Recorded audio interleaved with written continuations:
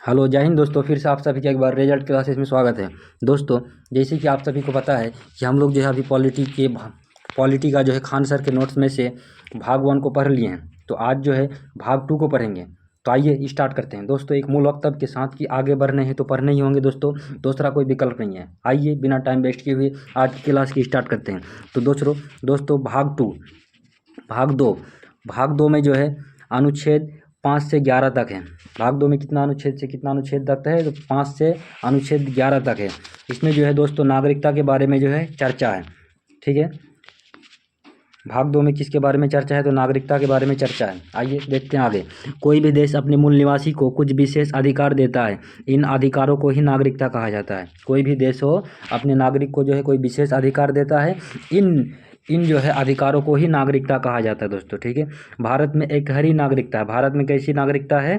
तो भारत में जो है दोस्तों एक हरी नागरिकता है, अर्थात जो है हम केवल देश के नागरिक हैं, राज्य का नागरिक नहीं है, बल्कि राज्य के हम क्या हैं? निवासी हैं। भारत में नागरिकता जो है ब्रिटेन से लिया गया है। भारत में नागरिकता कहाँ से लिया गया है? तो भारत में नागरिकता ब्रिटेन से लिया गया है। ठीक है, उसके बाद है नागरिकता पर पहला विवरण अरस्तु ने दिया था। नागरिकता पर पहला विवरण किसने दिया था? तो अरस्तु ने दिया था। उसके बाद आगे देखते हैं, भारत की नागरिक 1955 के अधिनियम पर आधारित है। भारत की जो नागरिक है वो किस पर आधारित है? तो 1955 के अधिनियम पर आधारित है। नागरिकता में पहली बार संशोधन जो है 1986 में किया गया था। नागरिकता पर पहली बार संशोधन कब किया गया था? तो 1986 में किया गया था दोस्तों। नागरिक होने के कारण जो है हम लोगों को क्या दिया जाता है? पैन कार्ड दिया जाता है दोस्तों, सरकार की तरफ से आधार कार्ड दिया जाता है। और गैर नागरिक को यहाँ जो सुविधा उपलब्ध नहीं है। अनुच्छेद 5 में क्या कहता है दोस्तों? कि संविधान प्रारंभ में दी गई नागरिकता, अर्थात जब संविधान बना तो उन सभी लोगों को नागरिकता दी गई जो उस समय भारत में थे या भारत के अंदर थे। मतलब जब संविधान बना उस समय जो भी भारत के अंदर थे उनको जो है सभी लोगों को जो है नागरिकता दी गई। किसके तहत? अनुच्छेद 5 के तहत।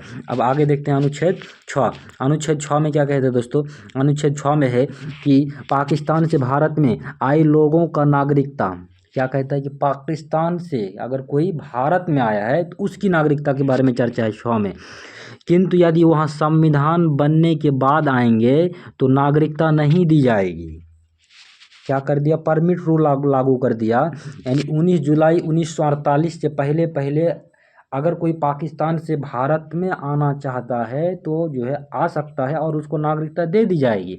और अगर 19 जुलाई के बाद अगर कोई जो है ना भारत में आएगा तो कोई पाकिस्तानी अगर जो है 19 जुलाई 1948 के बाद अगर भारत में आना चाहता है तो उसको नागरिकता नहीं दी जाएगी।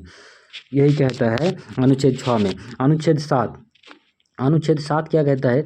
कि स्वतंत्रता के बाद भारत से पाकिस्तान चले गए ऐसे व्यक्ति जो संविधान बनने से पहले लौट आए तो उन्हें भी नागरिकता दे दी जाएगी। यानी अनुच्छेद 7 कहता है कोई व्यक्ति भारत से पाकिस्तान चला गया और जो है ना वो संविधान बनने के पहले अगर वो जो है ना भारत में आ जाता है तो वो उसको भी नागरिकता दे दी जाएगी।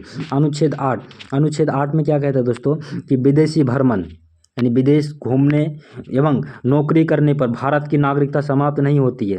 आप जो है ना विदेश में जाके घूम सकते हैं, बिंदास जाके घूमिए, नौकरी कर सकते हैं, आपकी जो है नागरिकता बिल्कुल भी समाप्त नहीं होगी। ये अनुच्छेद जो है 8 कहता है। अनुच्छेद 9, अगला अनुच्छेद क्या है? अनुच्छेद 9 में कहा गया है दोस्तों कि विदेशी नागरिकता लेने पर भारत की नागरिकता समाप्त कर दी जाएगी। 9 में क्या कहा गया है? अगर आप विदेशी नागरिकता को क्या करेंगे? ग्रहण करेंगे या लेंगे तो जो है आपकी जो है यहाँ भारत की नागरिकता को समाप्त कर दिया जाएगा। ठीक है, उसके बाद क्वेश्चन नंबर मतलब अनुच्छेद जो है 10 में क्या है? तो भारत की नागरिकता बनी रहेगी या भारतीयों की नागरिकता बनी रहेगी तब तक जब तक कि वहाँ कोई देश विरोधी कार्य नहीं करते। यानी जो है भारतीयों की नागरिकता बनी रहेगी जब तक कि वहाँ जो है मतलब कोई देश विरोधी कार्य नहीं करेगा। अगर कोई देश विरोधी कार्य करेगा तो उसकी नागरिकता जो है समाप्त कर दी जाएगी। ये अनुच्छेद 10 के तहत है। अनुच्छेद 11 में नागरिकता संबंधित कानून जो है दोस्तों, ये वेरी इंपॉर्टेंट क्वेश्चन है कि नागरिकता संबंधी कानून संसद बनाती है। यहाँ जिम्मेदारी गृह मंत्रालय को दी गई है। चलिए आगे देखते हैं नागरिकता प्राप्त करने की विधियाँ। ठीक है दोस्तों, नागरिकता प्राप्त करने की जो है विधियाँ कितना है? ठीक है, नागरिकता प्राप्त करने की विधियाँ, तो नागरिकता अधिनियम 1955, नागरिकता अधिनियम कितना 1955। भारत में नागरिकता प्राप्त करने की 5 विधियाँ हैं। पहला है क्या है, जन्म के आधार पर। पहला क्या है, जन्म के आधार पर, ये जो है 1986। भारत में जन्म लेने वाले सभी बच्चों को नागरिकता दी जाएगी यदि उनके माता पिता भारत के नागरिक हो। जैसे एग्जाम्पल, हम सभी क्या हैं, भारत में जन्मे हैं, तो हम सबको जो है ये जो है जन्म लेने के कारण जो हम सबको नागरिकता मिली है। दूसरा है जन्म लेने के आधार पर, पहला हो गया। दूसरा वंश के आधार पर, ये जो है 1992। विदेश में जन्म लेने वाले बच्चों को भी नागरिकता दी जाएगी। विदेश में अगर कोई बच्चा जन्म लेता है और ठीक है, तो उसको भी नागरिकता दी जाएगी। लेकिन क्या कह रहा है, यदि उसके माता पिता या दोनों में से कोई एक भारत का नागरिक हो तो जो है उसको नागरिकता दी जाएगी। जैसे शिखर धवन है, यानी ये वंश के आधार पर, अगर कोई जो है विदेश में है, कोई भारतीय है और वो विदेश में बच्चा जो है जन्म ले रहा है, लेकिन वो मूल जो है भारतीय हैं, तो उन बच्चों को भी जो है नागरिकता दी जाएगी। और ये जो है किस विधि द्वारा, वंश के आधार पर। तीसरा क्या है दोस्तों, तीसरा है पंजीकरण। क्या है, पंजीकरण। इस विधि द्वारा नागरिकता प्राप्त करने के लिए व्यक्ति को जो है 7 साल लगातार भारत में रहना होगा। इस विधि द्वारा राष्ट्रमंडल देशों को नागरिकता दी जाती है। बोलेगा कि राष्ट्रमंडल देशों को नागरिकता जो है किस विधि द्वारा दिया जाता है, तो वो होगा पंजीकरण विधि द्वारा। और इसमें क्या होता है, मिनिमम जो है आपको जो है किसी व्यक्ति को जो है 7 साल भारत में रहना होगा। उसके बाद जो है देखते हैं दोस्त अगला देखते हैं, देशीकरण। देशीकरण क्या है, देशीकरण जो है दोस्तों क्या होता है, देशीकरण वैसा व्यक्ति जो भारत के किसी एक भाषा को जो है जानता हो, भारत के प्रति सकारात्मक सोच रखता हो, भारत के प्रति जो अच्छा विचार रखता हो, ये कोई भारत का एक कोई भाषा जानता हो। उसके बाद है वैज्ञानिक या कला में निपुण हो, साथ ही लगातार भारत में जो है 10 साल तक रहा हो, तो उसको जो है देशीकरण के द्वारा जो है नागरिकता दे दी जाएगी। पहला कितना शर्त है इसमें, कि जो है भारत का कोई एक भाषा जानता हो, भारत के प्रति अच्छा सोच रखता हो, वैज्ञानिक या कला के क्षेत्र में थोड़ा सा अच्छा जानकार हो, और वो जो है कंटिन्यू जो है भारत में अगर 10 साल से रह रहा है, तो उसको देशीकरण के द्वारा जो है नागरिकता दी जा सकती है। दोस्तों आइए आगे देखते हैं। अगला ये है, देशीकरण हो गया। उसके बाद देखते हैं अगला, अर्जित भूमि। किसी विदेशी राज्य को भारत में मिला लेने पर वहाँ के लोगों को जो है नागरिकता दे दी जाएगी। सिक्किम को भारत में विलय होने के बाद वहाँ के निवासियों को जो है नागरिकता दे दी गई। नागरिकता बांग्लादेश के परगना जिलों को नागरिकता दिया गया है। इसी के तहत जो है बांग्लादेश के जो है परगना जिलों को भी जो है नागरिकता दिया गया।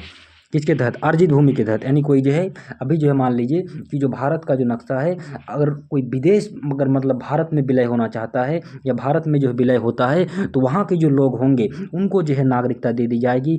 जो मतलब वहाँ पे जितना भी भूमि जो भारत अर्जित करेगा, वहाँ के लोगों को जो है नागरिकता दे दी जाएगी, वो आर्टिकल ने अर्जित भूमि के तहत। ठीक है, अब आगे देखते हैं दोस्तों। आगे है NRI। NRI मतलब नॉन रेसिडेंट इंडिया। क्या कहता है NRI का मतलब, आप सभी लोगों को पता होगा ही, चलिए देख लेते हैं। वह नागरिक जो वर्तमान में भारत में नहीं रह रहा है। क्या कह रहा है कि NRI का मतलब क्या है, कि वह व्यक्ति जो वर्तमान में भारत में नहीं रह रहा है, ठीक है, लेकिन वो भारत का नागरिक है, भारत में नहीं रह रहा है लेकिन भारत का नागरिक है। वहाँ विदेश में 6 माह से ज़्यादा पढ़ाई या नौकरी करने के लिए चला गया हो, तो वो NRI कहलाएगा। यानी NRI मतलब समझ में आ गया, कि वहाँ नागरिक जो भारत में वर्तमान में नहीं रह रहा है, लेकिन वो विदेश में जो है मतलब चला गया हो, किसके लिए, पढ़ाई करने के लिए, नौकरी करने के लिए जो है ना, तो वो व्यक्ति क्या कहलाएगा, NRI कहलाएगा। ठीक है, लेकिन एक चीज़ याद रखिएगा, NRI जो होता है वो भारत का नागरिक होता है। ठीक है, आगे देखते हैं। आगे एक है ऑब्सर्स नागरिकता। इसे 2005 में लक्ष्मीमल सिंघवी समिति द्वारा जोड़ा गया था। ये बड़े बड़े उद्योगपतियों को दिया जाता है जो विदेशी नागरिकता ग्रहण कर लिए हैं। इस नागरिकता को प्राप्त करने वाला व्यक्ति बिना वीज़ा के जो है भारत आ सकता है। एक नोट है, नोट को देख लेते हैं दोस्तों। क्या है, एक नोट है क्या है, कि देश विरोधी काम करने या पागल हो जाने या दूसरे राष्ट्र के प्रभाव में आ जाने पर गृह मंत्रालय द्वारा नागरिकता समाप्त की जा सकती है। यानी अगर कोई व्यक्ति पागल हो गया, देश विरोधी काम कर रहा है, किसी दूसरे राष्ट्र के प्रभाव में आ रहा है, भारत की गुप्त जानकारी दूसरे मतलब राष्ट्र को भेज रहा है, तो ऐसी स्थिति में जो है दोस्तों गृह मंत्रालय जो है उस व्यक्ति की जो है नागरिकता को समाप्त कर सकता है। ठीक है, आइए आगे देखते हैं। आगे हैं क्या है, वीज़ा। वीज़ा का मतलब देखते हैं दोस्तों, वीज़ा क्या होता है। तो वीज़ा क्या होता है, देखिए किसी दूसरे देश में जाने के लिए अनुमति की आवश्यकता होती है। ठीक, इस अनुमति को ही वीज़ा कहते हैं। बिना वीज़ा किसी दूसरे देश में प्रवेश नहीं कर सकते हैं। किसी अगर आपको दूसरे देश में जाना है ना, तो वही है मतलब वो देश जो है ना आपको परमिशन जब दे देगा, तो वही मतलब आपका वीज़ा बन गया। वीज़ा का मतलब वो है कि आप वो जो है जिस देश में आपको जाना है वो आपको परमिशन दिया कि आप आइए, तब क्या हो जाता है, वीज़ा बन जाता है। अब देखिए पासपोर्ट क्या होता है दोस्तों, अपने देश को छोड़कर दूसरे देश में जाने के लिए खुद अपने देश से अनुमति लेनी पड़ती है। मतलब अगर आपको कोई दूसरा देश जाना है, मतलब हम लोग जैसे भारतीय हैं, तो भारत छोड़कर अगर कहीं दूसरा जाना, अमेरिका जाना है, कनाडा जाना है, अगर किसी दूसरे देश जाना है, तो भारत से पहले अनुमति लेना पड़ेगा। तो उसके लिए बनाना पड़ता है पासपोर्ट। और जब पासपोर्ट बन के तैयार हो जाता है, तो मान लीजिए कि आपकी जो देश की सरकार है, आपकी जो देश है, वो जो है आपको अनुमति दे दिया कि आप विदेश जाइए। ठीक है, और क्या कहते हैं, जिसे पासपोर्ट कहते हैं। उसके बाद है CAA, यानी क्या है, सिटीजनशिप अमेंडमेंट एक्ट 2019, नागरिकता संशोधन अधिनियम। ठीक है, यहाँ भारत की संसद द्वारा पारित एक अधिनियम है, जिसके द्वारा सन 1955 जिसके द्वारा क्या किया गया था, तो सन 1955 का नागरिकता कानून को संशोधित करके यहाँ व्यवस्था की गई कि 31 दिसंबर 2014 के पहले पाकिस्तान, अफगानिस्तान और बांग्लादेश से धार्मिक प्रताड़ना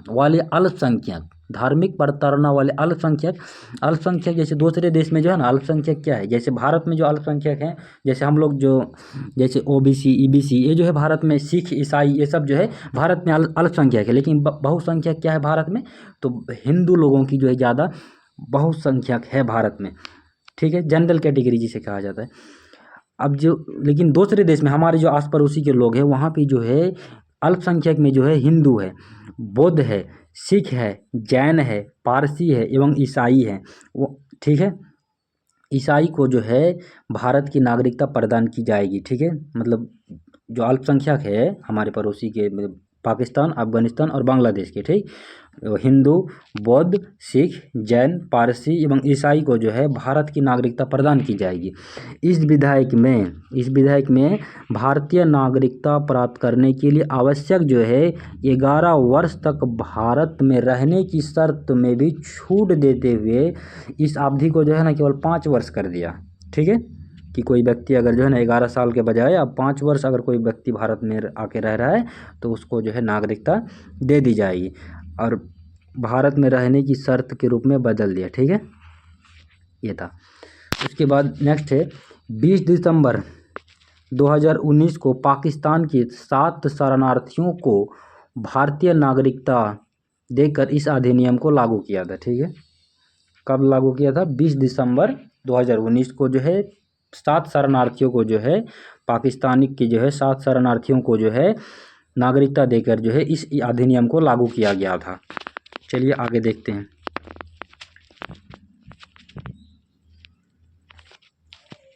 अगला है दोस्तों NRC यानी नेशनल रजिस्टर फॉर सिटीजन। क्या है ये, राष्ट्रीय नागरिक रजिस्टर।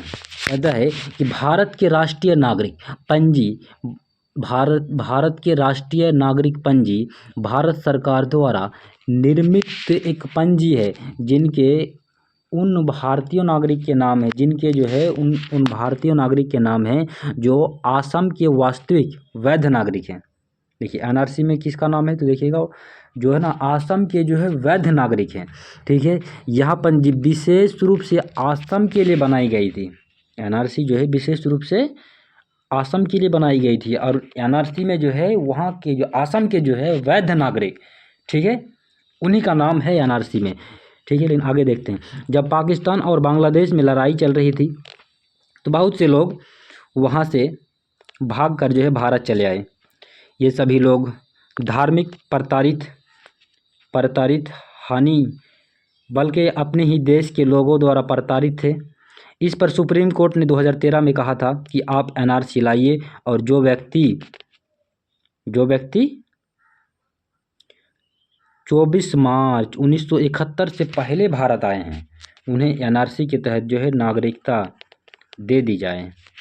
अगर कोई व्यक्ति जो है, सुप्रीम कोर्ट ने क्या कहा 2013 में, 24 मार्च 1971 से पहले अगर कोई व्यक्ति जो है भारत में आया है तो उसको जो है एनआरसी के तहत जो है नागरिकता दे दी जाए।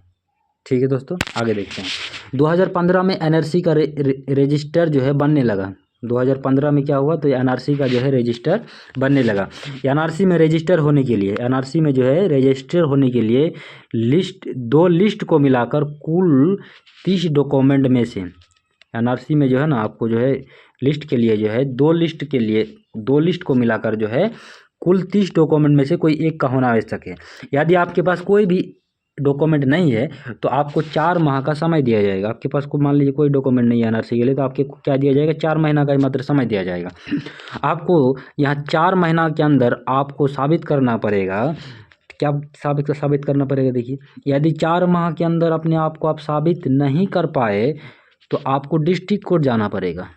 मतलब आप अपने आप को 4 महीना के अंदर भारत का नागरिक मतलब साबित नहीं कर पाए, या फिर कि जो है ना 24 मार्च 1971 से पहले मतलब आप भारत आए हैं, या अगर आप साबित नहीं कर पाए तो जो है ना आपको क्या करना पड़ेगा, डिस्ट्रिक्ट कोर्ट जाना पड़ेगा। यदि क्या कह रहा है कि डिस्ट्रिक्ट कोर्ट जाने के बाद डिस्ट्रिक्ट कोर्ट जो है आपको अगर साबित नहीं करता है, अगर डिस्ट्रिक्ट कोर्ट भी अगर आपको साबित नहीं कर पाता है तो आपको फिर कहाँ, सुप्रीम कोर्ट जाना पड़ेगा। अगर सुप्रीम कोर्ट जाना पड़ेगा, ठीक है। और सुप्रीम कोर्ट भी अगर आपको साबित नहीं करता है, ठीक है, तो जो है आपको क्या करना पड़ेगा, तो आपकी नागरिकता समाप्त कर दी जाएगी। मान लीजिए आप डिस्ट्रिक्ट कोर्ट गए, डिस्ट्रिक्ट कोर्ट बोला कि तुम जाओ सुप्रीम कोर्ट, यहाँ पे नहीं होगा, और सुप्रीम कोर्ट ने भी वही कहा कि आप जो है ना आप मतलब आप साबित नहीं कर पाए सुप्रीम कोर्ट में जाके, तो आपकी नागरिकता वहाँ पे समाप्त कर दी जाएगी और आपको जो है डिटेक्शन सेंटर भेज दिया जाएगा। ठीक है, आपको कहाँ भेज दिया जाएगा, डिटेक्शन सेंटर भेज दिया जाएगा। ठीक है, तो ये थे एनआरसी। उसके बाद आगे देखते हैं दोस्तों, एनपीआर क्या है, इसका full form national population register, राष्ट्रीय जनसंख्या रजिस्टर।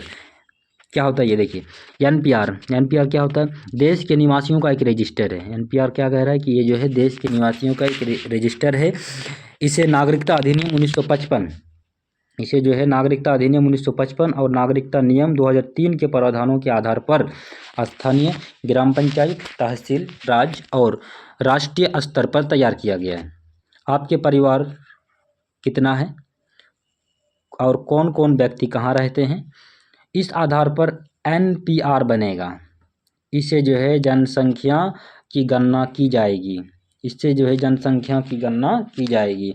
एनपीआर के बाद जो है जनगणना की आंकड़ा मिलेगा, मतलब एनपीआर के बाद जो है जनगणना का सही आंकड़ा मिलेगा। इसी के साथ दोस्तों आज का वीडियो को यहीं पे विराम देते हैं, मिलते हैं फिर नेक्स्ट वीडियो में। दोस्तों अगर वीडियो अच्छा लगे तो वीडियो को शेयर और सब्सक्राइब जरूर कीजिएगा दोस्तों। मिलते हैं अगले वीडियो में।